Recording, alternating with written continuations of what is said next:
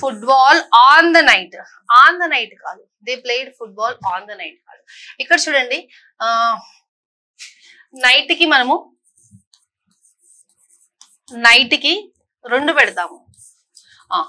ఎటు పెడతాము? ఇన్ను పెడతాము. In the late at night.